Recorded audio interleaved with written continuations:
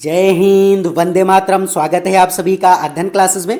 तो आज यहाँ पर सीटेट का यहाँ पर ईवीएस का प्रैक्टिस सेट मैं आप लोगों के साथ डिस्कस करने वाला हूँ। इस ईवीएस के प्रैक्टिस सेट के यहाँ पर टॉप में 50 प्रश्न आप लोगों के साथ डिस्कस करूँगा और ये जो 50 प्रश्न हैं आपके सीटेट के लिए काफ़ी इम्पॉर्टेंट हैं। आप देख सकते हैं यहाँ पर कि किस तरीके के यहाँ पर मैंने प्रश्न लिए हैं। ये काफ़ी इंपॉर्टेंट यहाँ पर प्रश्न है और ये प्रैक्टिस सेट भी आप लोगों के लिए काफ़ी इंपॉर्टेंट होने वाला है। तो बने रहिएगा वीडियो में लास्ट तक। अगर आप नए हैं चैनल पर तो इसको सब्सक्राइब कर लीजिए, क्योंकि यहाँ पर मैं इसी तरीके के और भी प्रैक्टिस सेट लेकर के आ रहा हूँ। तो चलिए देख लेते हैं पहला यहाँ पर क्वेश्चन कि भारत में प्रोजेक्ट टाइगर का प्रारंभ किया गया था। तो भारत में प्रोजेक्ट टाइगर का प्रारंभ कब किया गया था? 1972 में किया गया था, 1973 में किया गया था, 1981 में किया गया था या फिर 1985 में यहाँ पर किया गया था। तो यहाँ पर जो भारत में प्रोजेक्ट टाइगर है इसकी शुरुआत 1973 में की गई थी, इसलिए यहाँ पर बी ऑप्शन आपको लॉक कर देना है। यहाँ पर जो प्रोजेक्ट टाइगर आया था इसी के बाद से जो टाइगर है ये हमारा नेशनल एनिमल घोषित कर दिया गया था। उससे पहले कौन था यहाँ पर? तो शेर था यहाँ पर नेशनल एनिमल, लेकिन जब प्रोजेक्ट टाइगर यहाँ पर लेकर के आया गया तब से ये नेशनल एनिमल घोषित कर दिया गया। तो ये सारी चीज़ें आपको याद रखनी है। चलिए देख लेते हैं सेकेंड क्वेश्चन कि निम्नलिखित में से कौन सा जैव मंडल का अजैविक घटक यहाँ पर नहीं है। तो आपको इस क्वेश्चन में बताना है कि जैव मंडल का अजैविक घटक यहाँ पर नहीं है। प्रोटीन नहीं है, मृदा नहीं है, कवक नहीं या फिर फास्फोरस नहीं है। तो यहाँ पर सी ऑप्शन करेक्ट हो जाएगा कि कवक नहीं है, क्योंकि कवक क्या है कि ये जैविक घटक है, इसलिए क्या हो जाएगा। यहाँ पर पूछा है कि अजैविक घटक नहीं है, मतलब कि जैविक घटक कौन है, तो यहाँ पर सी ऑप्शन आपको लॉक कर देना है। अब 3 नंबर क्वेश्चन है कि प्रश्न में निम्नलिखित में से कौन सी एजेंसी मुख्य रूप से प्रदूषण के मापने से यहाँ पर संबंधित है? ग्रीन ट्रिब्यूनल है, केंद्रीय प्रदूषण नियंत्रण बोर्ड है या फिर केंद्रीय जल आयोग है या फिर सर्वे ऑफ इंडिया यहाँ पर है। तो यहाँ पर केंद्रीय प्रदूषण यहाँ पर नियंत्रण बोर्ड हो जाएगा, इसलिए बी ऑप्शन आपको लॉक कर देना है। अब यहाँ पर 4 नंबर क्वेश्चन है कि पक्षी अपनी गर्दन बहुत अधिक हिलाते हैं, इसका कारण क्या है? कि उनके कान पंखों से ढके होते हैं, वह उड़ सकते हैं, पक्षियों की आंखों की पुतली घूम नहीं सकती या फिर पक्षियों की आंख छोटी होती है।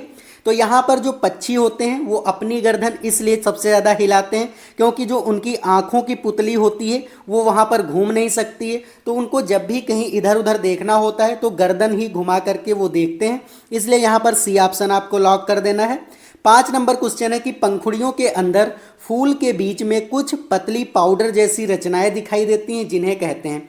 आप यहाँ पर देख सकते हैं इस फूल में कि यहाँ पर क्या है कि इसके बीच में यहाँ पर कुछ पाउडर जैसी यहाँ पर संरचनाएं दिख रही, तो इनको क्या कहते हैं? ए ऑप्शन है कि वर्तिकाग्र कहते हैं, परागकोश कहते हैं, परागकण कहते हैं या फिर मूलांकुर यहाँ पर कहते हैं। तो यहाँ पर परागकण हो जाएगा, इसलिए सी ऑप्शन यहाँ पर लॉक कर देना है। अब देख लेते हैं 6 नंबर क्वेश्चन कि उस समूह को चुनिए जो मनुष्य की तुलना में 4 गुना अधिक दूरी की वस्तुओं को यहाँ पर देख सकते हैं। तो यहाँ पर आपको ऐसा ऑप्शन चुनना है कि जो पक्षी या फिर जो यहाँ पर जो ऑप्शन है उनमें से मनुष्य से 4 गुना ज़्यादा कौन देख सकता है? बाघ, तेंदुआ, सांड देख सकता है, सांप, रेशम कीट या फिर छिपकली देख सकती है, चील, गरुड़ या गिद्ध देख सकता है या फिर मधुमक्खी, मच्छर, तितली देख सकती है। तो यहाँ पर जो मनुष्य से है 4 गुना अधिक ज़्यादा कौन देख सकता है? चील देख सकती, गरुड़ और यहाँ पर गिद्ध हो जाएगा, इसलिए सी ऑप्शन यहाँ पर करेक्ट हो जाएगा। क्योंकि ये जो पक्षी हैं, चील है, गरुड़ है, गिद्ध है, ये मनुष्य से 4 गुना ज़्यादा दूरी की वस्तुएं देख सकते हैं, इसलिए यहाँ पर सी ऑप्शन आपको करेक्ट कर देना है। अब 7 नंबर क्वेश्चन है, ये काफ़ी इंपॉर्टेंट क्वेश्चन है, आपके सीटेट में काफ़ी बार पूछा जाता है और इस बार भी आने की उम्मीद है। देख लेते हैं क्या क्वेश्चन है कि यह भालू जैसा दिखता है। कैसा दिखता है? तो भालू जैसा दिखता है, परंतु भालू नहीं है। यह दिन में लगभग 17 घंटे वृक्षों की शाखाओं में उल्टा लटक कर सोता है। आप यहाँ पर फोटो देख सकते हैं, ये उल्टा लटका हुआ है और इसी तरीके से ये सोता रहता है। उसी की पत्तियाँ खाता है, तो जिस पेड़ पर यह रहता है उसी की पत्तियाँ खाता है। यह लगभग 40 वर्षों तक यहाँ पर जीवित रहता है। तो ये कौन सा है यहाँ पर जानवर? लंगूर है, चिंपैंजी है, पांडा है या फिर स्लॉथ है। तो आप फोटो देख करके ही पहचान जाएंगे कि ये स्लॉथ है और ये काफ़ी इंपॉर्टेंट है क्वेश्चन। अगर आपको ये वीडियो अच्छा लग रहा है तो वीडियो को लाइक कर दीजिए और नए हैं चैनल पर तो इसको सब्सक्राइब कर दीजिए। अगर आपको ये पीडीएफ चाहिए तो मेरा चैनल यहाँ पर जो टेलीग्राम चैनल है उसका लिंक डिस्क्रिप्शन में है, आप वहाँ से ज्वाइन कर सकते हैं टेलीग्राम चैनल और वहाँ से आप ये पीडीएफ डाउनलोड कर पाएंगे। चलिए देख लेते हैं 8 नंबर क्वेश्चन कि छिपकली, गौरैया, कछुआ और सांप सभी जानवरों में निम्नलिखित में से कौन सी यहाँ पर विशेषता पाई जाती है। तो छिपकली है, गौरैया है, कछुआ है, सांप है, इन सभी में क्या विशेषता पाई जाती है कि यह अंडे देते हैं, यह जहरीले होते हैं, यह भूमि एवं जल दोनों में रह सकते हैं, या फिर इनके शरीर सल्क से ढके होते हैं। तो क्या होगा इनमें विशेषता कि यह सभी अंडे देते हैं, इसलिए यहाँ पर ए ऑप्शन करेक्ट हो जाएगा। चलिए देख लेते हैं अब 9 नंबर क्वेश्चन कि अत्यधिक चारण का परिणाम है।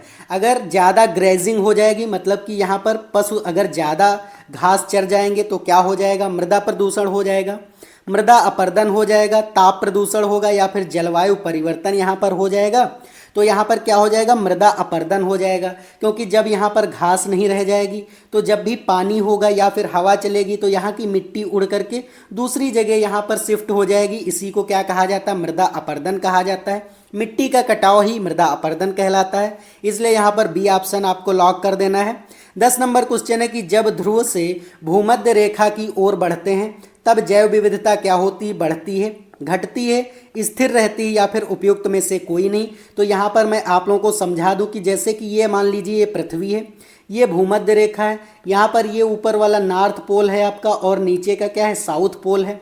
तो जब भी आप ध्रुव से यहाँ पर भूमध्य रेखा की तरफ बढ़ेंगे तो यहाँ पर जैव विविधता क्या हो जाएगी, बढ़ जाती, इसलिए ए ऑप्शन करेक्ट हो जाएगा। क्योंकि यहाँ पर जो भूमध्य रेखा होती है यहाँ पर जैव विविधता सबसे ज़्यादा होती है। यहाँ पर जैव विविधता क्यों ज़्यादा होती है, क्योंकि यहाँ पर फेवरेबल कंडीशंस मिलती हैं, जैसे कि सबसे ज़्यादा गर्मी और सबसे ज़्यादा बरसात कहाँ होती है, तो भूमध्य रेखा पर होती है, और यही जैव विविधता के लिए सबसे ज़्यादा चाहिए, इसलिए यहाँ पर क्या हो जाएगा, बढ़ जाएगी, इसलिए ए ऑप्शन आपको लॉक कर देना है। अब देख लेते हैं 11 नंबर क्वेश्चन की वायुमंडल के ओजोन परत क्षरण से क्या हानि होगी। अगर वायुमंडल की ओजोन जो परत है वो यहाँ पर क्षरण हो जाए उसका, तो क्या हानि होगी यहाँ पर कि पृथ्वी की सतह का औसत तापमान धीरे धीरे बढ़ेगा, या फिर वायुमंडल में ऑक्सीजन की मात्रा कम हो जाएगी, या फिर परावैंगनी किरणों की बढ़ी हुई मात्रा पृथ्वी की सतह पर पहुँचेगी, या फिर ध्रुवीय बर्फ भंडार के पिघलने से समुद्र तल पर यहाँ पर ऊपर उठ जाएगा। तो अगर ओजोन परत यहाँ पर क्षरण हो जाएगा, उसमें छेद हो जाएंगे, तो यहाँ पर जो सूर्य की पराबैंगनी किरणें हैं उनकी मात्रा पृथ्वी पर बढ़ जाएगी, क्योंकि जो ओजोन परत होती है तो यहाँ पर क्या करती, पराबैंगनी किरणें जो सूर्य से आती हैं उनको ये रोकती है। यहाँ पर क्या हो जाएगा, सी ऑप्शन आपको लॉक कर देना है। 12 नंबर क्वेश्चन है कि दूध से दही बनने की प्रक्रिया को क्या कहते हैं। प्रकाश संश्लेषण कहते हैं, आसवन कहते हैं, किण्वन कहते हैं, या फिर स्टरलाइजेशन यहाँ पर कहते हैं। तो यहाँ पर क्या हो जाएगा, किण्वन कहते हैं, क्योंकि दूध से दही बनता है। इसमें कौन से बैक्टीरिया का यूज़ होता है, तो यहाँ पर लैक्टोबैसिलस क्या हो जाता है, लैक्टोबैसिलस बैक्टीरिया जो होता है उसी के कारण दूध से दही बन जाता है, और ये जो प्रक्रिया कहलाती है ये किण्वन की प्रक्रिया कहलाती है, इसलिए सी ऑप्शन यहाँ पर करेक्ट हो जाएगा। ये यहाँ पर 50 क्वेश्चन मैं आप लोगों को सुपर फास्ट तरीके से करा रहा हूँ, और ये प्रैक्टिस सेट आपके लिए काफ़ी इंपॉर्टेंट है। तो चलिए देख लेते हैं 13 नंबर क्वेश्चन कि फूलों की घाटी अवस्थित है। तो फूलों की घाटी कहाँ स्थित है, जम्मू कश्मीर में है, हिमाचल प्रदेश में है, सिक्किम में है, या फिर उत्तराखंड में है। यहाँ पर तो क्या हो जाएगा, फूलों की घाटी उत्तराखंड में है, इसलिए डी ऑप्शन आपको लॉक कर देना है। अब है यहाँ पर 14 नंबर क्वेश्चन की पर्यावरण अध्ययन की प्रकृति निम्नलिखित का समर्थन नहीं करती। तो यहाँ पर पर्यावरण अध्ययन की प्रकृति किसका समर्थन यहाँ पर नहीं करती कि बच्चे कम गलतियाँ करें, बच्चों को करके सीखने का अवसर मिले, बच्चे बहुत यहाँ पर से प्रश्न पूछें, या फिर बच्चों की खोज करने के लिए पर्याप्त स्थान यहाँ पर मिले। तो क्या हो जाएगा, यहाँ पर नहीं पूछा है तो निगेटिव ऑप्शन ही करेक्ट होगा, इसलिए यहाँ पर बच्चे कम गलतियाँ करें। यही पर्यावरण अध्ययन की जो प्रकृति है ये समर्थन नहीं करती है, क्योंकि जब बच्चे गलतियाँ करेंगे तभी वो सीखेंगे, इसलिए ए ऑप्शन यहाँ पर करेक्ट हो जाएगा। अब 15 नंबर क्वेश्चन है कि इंसुलिन की रासायनिक प्रकृति क्या होती, विटामिन होती है, यहाँ पर प्रोटीन होती, वसा होती, या फिर कार्बोहाइड्रेट यहाँ पर होती है। तो जो इंसुलिन होती वो प्रोटीन होती है एक प्रकार की, इसलिए यहाँ पर क्या हो जाएगा, बी ऑप्शन आपको लॉक कर देना है। 16 नंबर क्वेश्चन है कि पौधों में अर्धसूत्री विभाजन होता है। तो पौधों में अर्धसूत्री विभाजन कैसा होता है, मूल शीर्ष में होता है, पराग कणों में होता है, तने में होता है, या फिर पराग कोष में यहाँ पर होता है, तो पराग कोष में होता है, इसलिए डी ऑप्शन यहाँ पर करेक्ट हो जाएगा। अब यहाँ पर 17 नंबर क्वेश्चन है कि जैविक समुदाय में प्राथमिक उपभोक्ता यहाँ पर क्या हो जाएगा। तो आप यहाँ फोटो देख सकते हैं, साइड में लगी हुई है कि प्राथमिक उपभोक्ता क्या होता है। मैं यहाँ पर बड़ा करके भी ये फोटो मैं दिखा देता हूँ आपको। जैसे कि यहाँ पर प्राथमिक उत्पादक कौन हो जाते हैं, तो पेड़ पौधे होते हैं। फिर प्राथमिक उपभोक्ता जो शाकाहारी होते हैं वही हो जाते हैं यहाँ पर, जैसे टिड्डा है। तो प्राथमिक उपभोक्ता आपको क्या बता देना है यहाँ पर, तो यहाँ पर शाकाहारी हो जाएगा, इसलिए सी ऑप्शन यहाँ पर करेक्ट हो जाएगा। 18 नंबर क्वेश्चन है कि निम्नलिखित में से कौन सा कीट मधुमक्खियों की भांति कॉलोनी में एक साथ नहीं रहता है। तो आपको ये बताना है कि जो कौन सा यहाँ पर कीट है जो कि यहाँ पर कॉलोनी में ग्रुप बना करके नहीं रहता है। ततैया है, चींटी है, दीमक है या फिर मकड़ी है। तो मकड़ी अकेले रहती, आपने देखा होगा आपके घरों में अगर मकड़ी जाला लगाती तो वो अकेले रहती, ग्रुप में नहीं रहती, इसलिए यहाँ पर डी ऑप्शन करेक्ट हो जाएगा।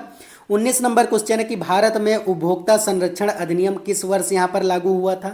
तो 1981 में लागू हुआ था, 1985 में, 1986 में या फिर 1988 में यहाँ पर लागू हुआ था। तो ये जो उपभोक्ता संरक्षण अधिनियम है ये 1986 में लागू हुआ था, इसलिए सी ऑप्शन आपको करेक्ट कर देना है। 20 नंबर क्वेश्चन है कि मच्छरों के प्रजनन की रोकथाम के लिए ठहरे पानी पर तेल डालने की सलाह दी जाती है। ऐसा इसलिए किया जाता है क्योंकि तेल ऑक्सीजन की आपूर्ति को काट देता है, जिससे मच्छरों का प्रजनन जो है थम जाता है, या फिर मच्छरों को तेल द्वारा विकर्षित किया जाता है, या फिर मच्छर तेल द्वारा मर जाते हैं, या फिर डी ऑप्शन है कि मच्छर तेल की परत में फंस जाते हैं। तो यहाँ पर जो तेल उसके ऊपर पानी में डाला जाता है वो वहाँ पर ऑक्सीजन की आपूर्ति को काट देता है, जिससे जो है मच्छर वहाँ पर मर जाते हैं और उनका प्रजनन थम जाता है, इसलिए ए ऑप्शन यहाँ पर करेक्ट हो जाएगा। अब 21 नंबर क्वेश्चन है कि प्याज, आलू और अदरक है क्या है, जड़ है, तना है, अपस्थानिक जड़ें हैं या फिर इनमें से कोई नहीं है। तो तना है। आपको याद रखना है जब भी आलू पूछे तो आपको जड़ नहीं लगाना है। ये काफ़ी बच्चों को कंफ्यूजिंग क्वेश्चन लगता है कि आलू वो देखते हैं कि ज़मीन में होता है इसलिए जड़ है, तो नहीं, ये आलू क्या है, ये तना है। प्याज भी तना है, अदरक भी क्या है, तना ही है। तो इसलिए यहाँ पर बी ऑप्शन आपको लॉक कर देना है। देख लेते हैं 22 नंबर क्वेश्चन की एक कोशिकीय जीव यहाँ पर कौन है। स्पाइरोगायरा है, विषाणु है, पैरामीशियम है या फिर हाइड्रा यहाँ पर है। तो यहाँ पर पैरामीशियम हो जाएगा। पैरामीशियम क्या होता है, यूनिसेलुलर यहाँ पर ऑर्गेनिज्म है, इसलिए सी ऑप्शन आपको लॉक कर देना है। अब 23 नंबर क्वेश्चन है कि निम्नलिखित में से कौन सा वृक्ष जैविक कीटनाशक का उत्पादक है। तो नीम है, देवदार है, चीड़ है या फिर ओक है। तो यहाँ पर नीम क्या होता है, यहाँ पर कीटनाशक, जैविक कीटनाशक नीम से ही बनाया जाता है। नीम की पत्तियों को उबाल करके पानी में और फिर छिड़काव किया जाता है, जिससे कि जैविक कीटनाशक बन जाता है, इसलिए ए ऑप्शन आपको लॉक कर देना है। 24 नंबर क्वेश्चन है कि भू पारिस्थितिकी तंत्र में ऊर्जा महत्वपूर्ण स्रोत है। तो यहाँ पर ऊर्जा का महत्वपूर्ण स्रोत क्या है, सूर्य है, पृथ्वी है, चंद्रमा है या फिर शुक्र है। तो यहाँ पर पृथ्वी पर जो सूर्य है वो यहाँ पर ऊर्जा का एक महत्वपूर्ण स्रोत है, इसलिए यहाँ पर क्या हो जाएगा, ए ऑप्शन आपको करेक्ट कर देना है। 25 नंबर क्वेश्चन है कि निम्नलिखित में से कौन सी प्राकृतिक वनस्पति मरुस्थलीय प्रदेशों में यहाँ पर पाई जाती है। महोगनी, कैक्टस, फर या फिर यहाँ पर चंदन हो जाएगा। तो यहाँ पर क्या हो जाएगा, कैक्टस जो है ये वनस्पति जो है मरुस्थलीय प्रदेशों में पाई जाती है, इसलिए यहाँ पर क्या हो जाएगा, बी ऑप्शन आपको लॉक कर देना है। 26 नंबर क्वेश्चन है कि मानव पर्यावरण संबंध एक संकल्पना है, क्या है, ऋणात्मक है, धनात्मक है, संज्ञानात्मक है या फिर उपयुक्त, यहाँ पर सभी हो जाएगा। तो ये धनात्मक है, क्योंकि मानव और पर्यावरण के बीच जो है यहाँ पर संबंध है वो धनात्मक है, इसलिए यहाँ पर क्या हो जाएगा, बी ऑप्शन आपको करेक्ट कर देना है। अब 27 नंबर क्वेश्चन है कि ह्यूमस निर्माण में कौन सहायक है, यहाँ पर उत्पादक हैं, अपघटक हैं, उपभोक्ता हैं या फिर ये सभी हो जाएंगे। तो यहाँ पर क्या हो जाएगा, जो अपघटक होते हैं वही तो ह्यूमस का निर्माण करते हैं, तो इसलिए यहाँ पर क्या हो जाएगा, डीकम्पोजर। अपघटक को क्या कहते हैं, डीकम्पोजर भी कहते हैं, इसलिए यहाँ पर बी ऑप्शन आपको करेक्ट कर देना है। उम्मीद है आपको सारे क्वेश्चन समझ में आ रहे होंगे, आपकी तैयारी और बेहतर यहाँ पर चल रही होगी सीटेट की। अगर आपको ये वीडियो अच्छा लग रहा है तो वीडियो को लाइक कर दीजिए और चैनल पर अगर नए हैं तो इसको सब्सक्राइब जरूर कर दीजिए, क्योंकि इसी तरीके के यहाँ पर मैं क्वेश्चंस और भी प्रैक्टिस सेट लेकर के आने वाला हूँ। तो अगर आप सब्सक्राइब कर लेंगे तो उसका नोटिफिकेशन आपसे मिस नहीं होगा, और ये सारे आप प्रैक्टिस सेट अगर देख करके जाएंगे तो आपका सीटेट एग्ज़ाम में आराम से 120 प्लस आराम से वहाँ पर नंबर आ जाएंगे आपके, ये मैं 100% गारंटी लेता हूँ। तो चलिए देख लेते हैं 28 नंबर क्वेश्चन कि WWF से यहाँ पर क्या आशय है। वर्ल्ड वाइड फंड है, वर्ल्ड वार फंड है या वर्ल्ड वाइल्ड लाइफ फंड है या फिर उपयुक्त यहाँ पर सभी हो जाएगा। तो वर्ल्ड वाइल्ड लाइफ फंड हो जाता है WWF, तो इसलिए सी ऑप्शन आपको करेक्ट कर देना है। या फिर 2,4-D क्या है, यहाँ पर खरपतवार नाशक है, जैव निम्नीकरण प्रदूषक है, या फिर यहाँ पर अजैविक क्या है, अजैविक निम्नकरणीय प्रदूषक है, या फिर उपयुक्त सभी हो जाएगा। तो यहाँ पर क्या हो जाएगा, खरपतवार नाशक है, क्योंकि जब किसान के खेत में ज़्यादा खरपतवार घास ज़्यादा हो जाती है तो वहाँ पर वो 2,4-D लेकर के आता है और उसका छिड़काव कर देता है। तो वहाँ पर खरपतवार जो भी होते हैं उसकी फसल में वो सभी क्या हो जाते हैं, सूख जाते हैं और सड़ जाते हैं उसी में, इसलिए यहाँ पर ए ऑप्शन करेक्ट हो जाएगा। तो 2,4-D क्या हो जाएगी, एक खरपतवार नाशक हो जाएगी।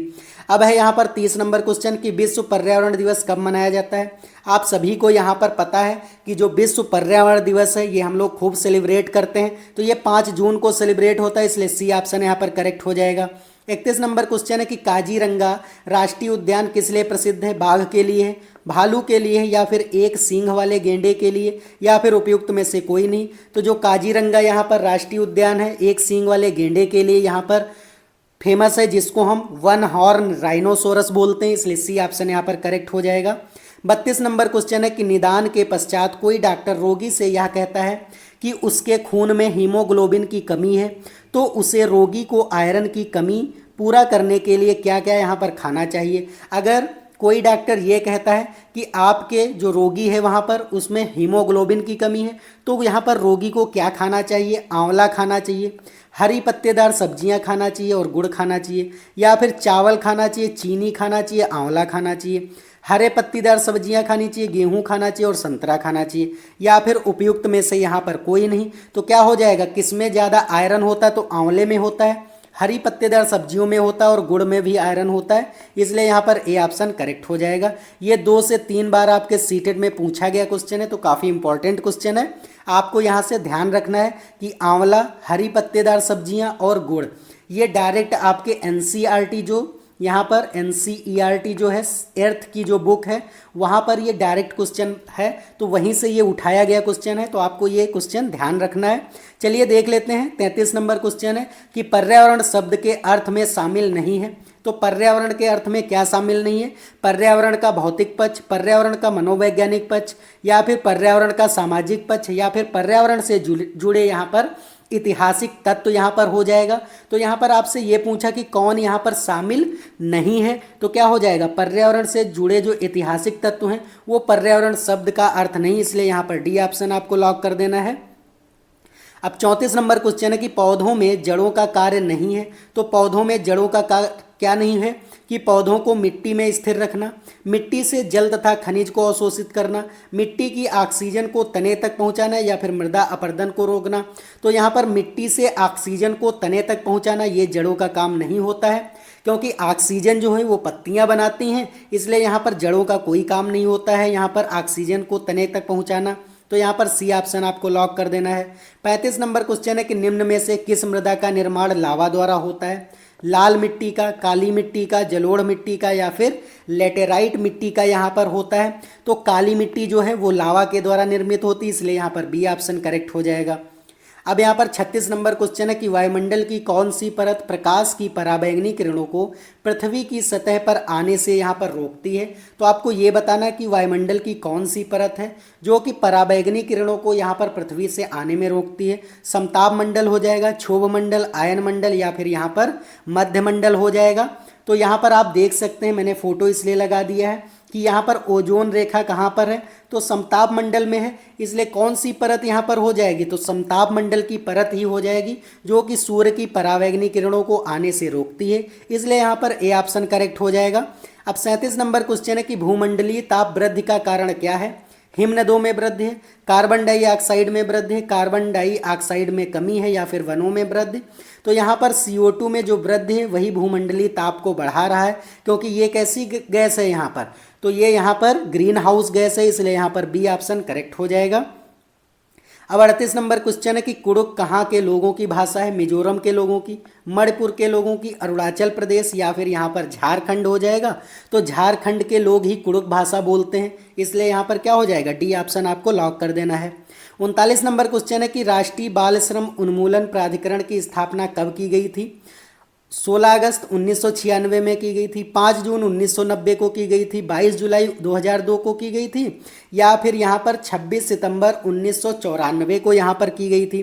तो 26 सितंबर 1994 को ही यहाँ पर बाल श्रम उन्मूलन प्राधिकरण की स्थापना की गई थी, इसलिए डी ऑप्शन करेक्ट हो जाएगा। अब 40 नंबर क्वेश्चन है कि निम्नलिखित में से कौन सा पक्षी कैक्टस पौधे के कांटों के बीच अपना घोंसला यहाँ पर बनाता है? शकरखोरा है, बया है, कलचीड़ी है या फाख्ता है? तो यहाँ पर जो फाख्ता है ये क्या करता है? कैक्टस के कांटों के बीच अपना घोंसला बनाता है, इसलिए डी ऑप्शन करेक्ट हो जाएगा।